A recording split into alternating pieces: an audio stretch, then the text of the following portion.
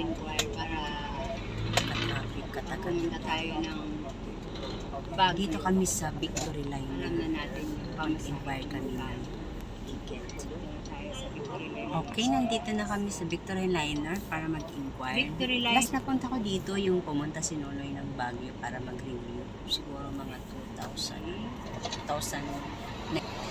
2017. Yun. Ticket? Pumunta kami dito. Ayan guys, may mga nakikita na din tayong mga pasahero.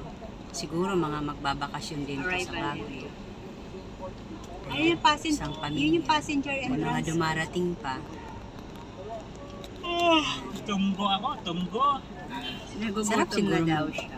punta ng Baguio, no?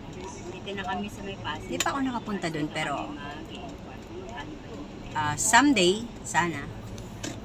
Ayan. Ito yung waiting area nila. Ayan. Parang dumami ng dumami yung pasahero. Marami ring nagpapakilo ng mga bagahe nila.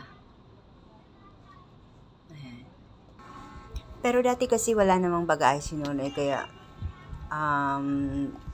diretso na siya sa bus. Hindi na siya pumunta dito.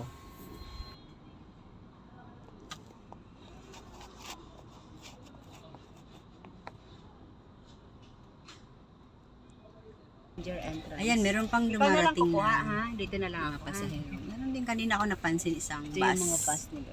Puro siya pasahero papunta ng Baguio. Oo, susi. Okay. Dami nagsisidatingan ng mga pasahero, tapos yung mga bus, puno-puno ng mga pasahero. Marami siguro magbabakasyon. Ayun, may dumating na isa.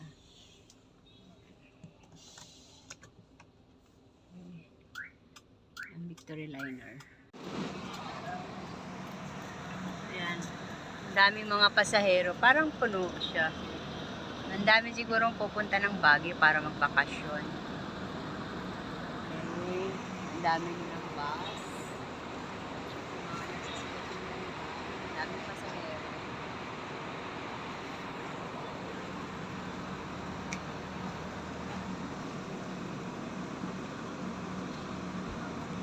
Pasahero guys, papunta pa lang sila. Ayan, marami pang nasisita din guys. Marami pa lang. Ayan. Okay na? Ballpen? Okay.